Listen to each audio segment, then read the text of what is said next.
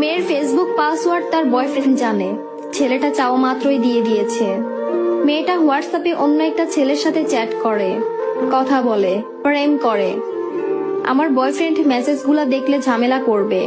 ফেসবুকে মেসেজ করব না, যা হবে হোয়াটসঅ্যাপেই হবে। যেদিন বয়ফ্রেন্ডের সাথে মিট করতে যায় সেই দিন হোয়াটসঅ্যাপটা ডিলিট দিয়ে দেয়।